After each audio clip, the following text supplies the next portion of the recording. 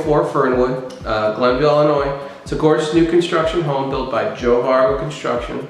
Joe is a true engineer when it comes to home building. I've had the opportunity to work with him on numerous projects, and he is certainly my go-to if I ever have any construction questions. He is just definitely the most knowledgeable person, home builder, and construction expert that I've really ever met. So Joe, if you don't mind, would you tell us a little bit about yourself? Sure. Matt, I've been on the North Shore for 30 to 40 years. Wow. I am a carpenter by trade. I've been building homes for many of the major builders over that period of time. I've had many of the most well-known projects in the North Shore. That's great. Where a lot of celebrities have been living as well, and built some of their homes too. Started out in the field, building the homes. We're not just talking one or two homes. Some of the projects could have been 500 home projects. Wow. Some of the guys I could have had as many as 60 to 65 man crews. Wow. Delivering a house a day almost sometimes. Yeah. The products that we use have changed immensely over the years. The building codes have changed immensely over the years. There are products that do perform, and there are products that certainly don't perform. Yeah. I think what was important to me was, as a guy that would use these products, I knew which products don't work at all. With all that knowledge of what works, what doesn't work, what I wish I would have done different if it was my own house, how I would build things, I went on my own about 10 years ago, and I started using products that do perform. For example, if you use bad subflooring, if there's squeaks or problems and you have to take care of it, whether it's carpet that has to be taken off to fix the floor or other finished flooring surfaces. So I started using a product called Advantech by Huber. It comes in different thicknesses, but it's a subfloor. I use it on the walls as well. It's very dense.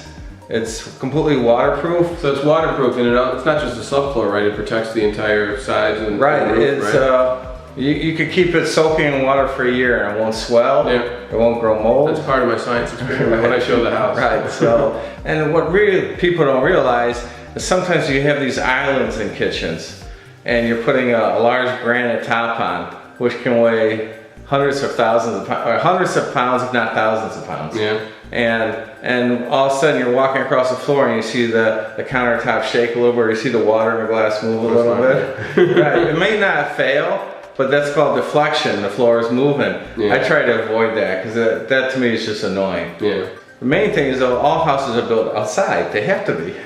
Unless you have prefab, but eventually they get wet at outside. some point. Right. And one of the biggest service calls I've always had was repairing floors. The floor takes a beating prior to the finished floor going down. So you want to have a floor that can withstand all these elements, and Advantech certainly does.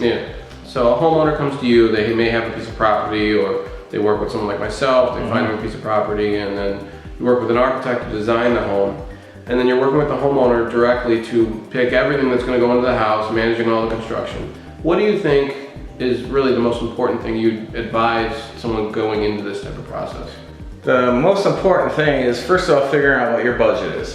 Typically a homeowner will spend, and they might not realize this when they start the house, but once they sign the line, it starts to get a little bit deeper. They'll spend, on the average, about 20% more in upgrades. And 20% doesn't sound like much unless it's higher end to begin with, then 20% adds up fast. 20% can be a lot. Right, exactly. And then there's things that you can always do later on in life too. So certainly you want to do things that can't be changed right now. I mean, whether it's the brick exterior, make sure you pick a brick. If it means just the front brick or all the sides of the house all brick, decide what you want there, because you really don't want to change that later. That changes, give and take. Right, it changes the size of the foundation, it changes the window, perhaps layout. One of the most important things in your house is your kitchen. Absolutely. And that gives you your biggest value. And I've had a lot of kitchens, I've used a lot of different brands. Not just a lot, I mean, I really used a lot. I've installed them myself personally, and sometimes I said, sometimes I thought the boxes were better than the cabinets that they came in. So now you use wood mold in this house, and you highly recommend them, obviously. Why so? Well, I've been using wood mold, I've been installing them, well, at least 30 to 40 years as well. They've upgraded their cabinet line. Well, it's Brookhaven by Wood Mold, but they include everything with them as a standard. They've got the self-closing doors, the self-closing drawers. I don't think there's any company that has a better finish on their cabinets in wood mold. As far as how durable that finish is, the sprayed lacquer on there, and I've installed other brands, and it seems like all I had to do was hold the cabinet, rub it a little bit too much, and the finish is coming off. We hear a lot in the industry about custom manufacturers, local custom manufacturers, maybe Amish manufacturers that make the cabinets themselves, bring them over. What's the difference? Well, to me, wood mold comes out of Pennsylvania. Believe it or not, it is a family business. They've been in business for an incredible long time, certainly more than 50 years. They are very quick at servicing anything. I try the trades I use, I pick trades that I've known for years that typically are multi-generation family trades. And right, like you guys. And they respond quickly to my phone calls. My goal is when I build a house for a homeowner, as much as I love seeing them, my goal is for them not to see me.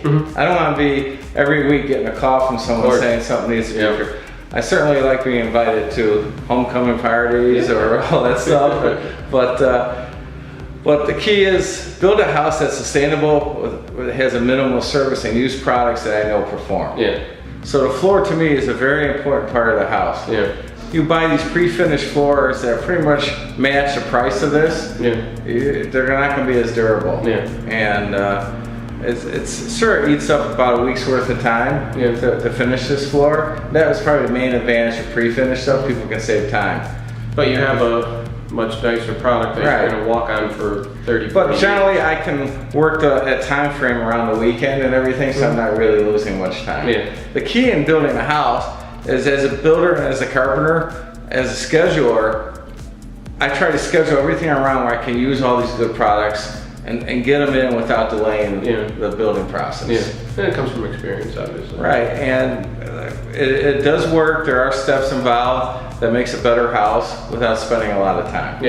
And I try to give the homeowner the best bang for their buck by using the products that I know perform. Definitely. Well, Joe, I can't thank you enough. Thank you enough for meeting with us and describing your craft and telling us about what you do. If anyone would like to see Joe's finished product, 304 Fernwood, Glenview, it's available.